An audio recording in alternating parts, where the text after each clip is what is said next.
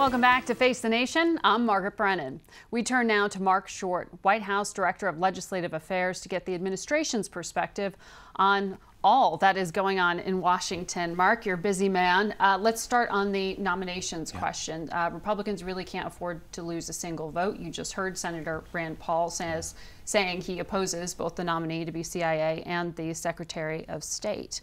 How do you get enough votes to get your guys through?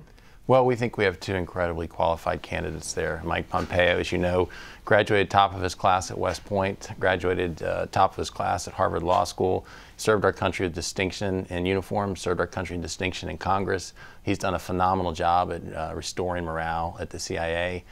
We think he's a phenomenal choice. He earned 15 Democrat votes in his confirmation only a year ago. You're going to need some of those Democrats this time, too. Well, I think it's unfortunate where Rand Paul's position is, and before the hearings begin and getting some of the answers to his questions. I think that, Rand himself ran for president on a policy that was kind of to put your head in the sand about North Korea and Iran and just hope they don't develop nuclear weapons. That's out of sync with the rest of the American people, which is why they went a different direction.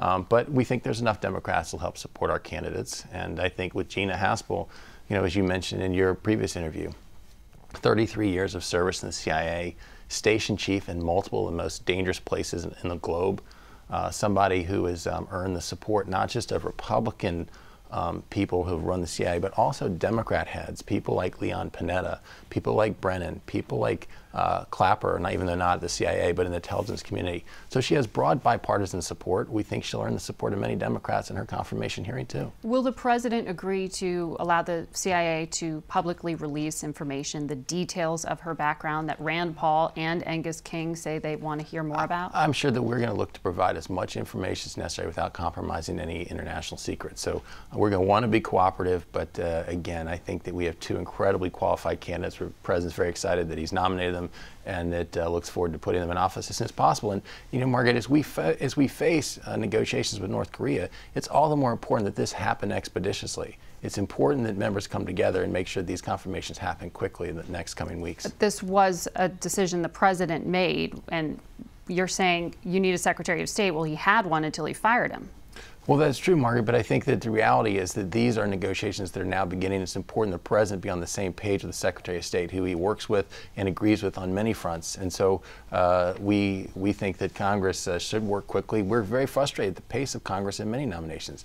As you and I have discussed off camera, the reality is that so far the number of filibusters on our nominees is 4 times greater in 1 year than the last 4 presidents combined in their entire first terms. It's really reached an historic obstruction. And behind on nominations, too. But I want to ask you about the place you work every day.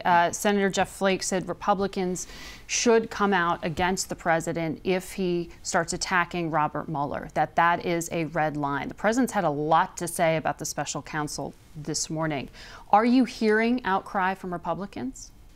I've not heard a lot of outcry from Republicans, and all due respect to Jeff Flake, I'm not sure as far as him representing the Republican Party couldn't get reelected in his own state today. So the reality is, you think Republicans are okay with the kind of messages the president's sending this morning? I don't think that the president or anybody right now in our White House is suggesting not cooperating in any way with the Mueller investigation. We've cooperated in every single way.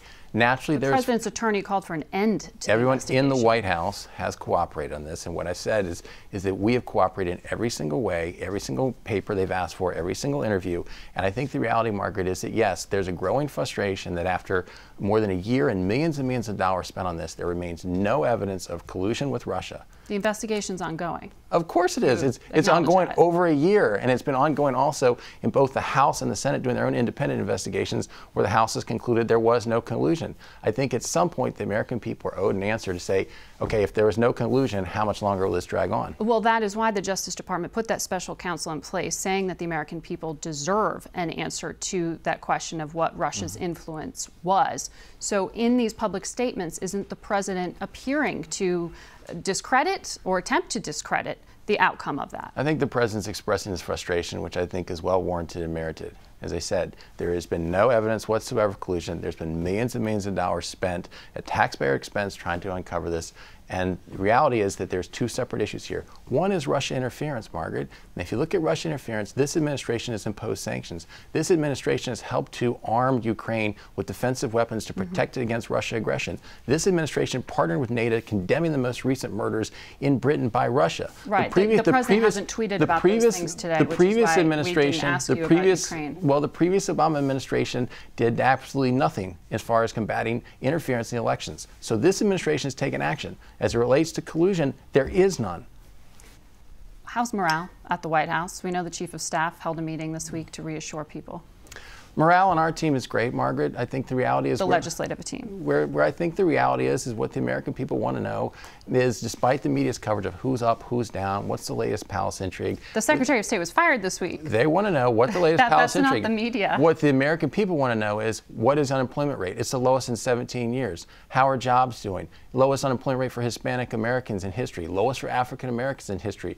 You see an economy that's growing again. You're confident that the staffers you're working with, who come to work every day, feel that their jobs are safe? I mean, why did the Chief of Staff have to have that meeting? Anytime in this environment, there's always going to be a lot of turmoil, Margaret. That's something you sign up for. You recognize you serve at the pleasure of the president. We sign up knowing that we're trying to do the will of the American people. And as you look at the records of this administration and what the American people are pleased at with the way the economy is growing and the way that they're being protected, ISIS having lost 99% of the territory it contained prior to this administration, we're making America safer. The economy is booming. 4.5 million Americans have either received a wage increase or a bonus since tax plan came into effect. The economy, where we are as a country, the consumer sentiment reached a 20-year high just this week. All right. Well, Marc, you got a lot of work to do this week. Thank you very much for making time to come on the show. We'll be right back.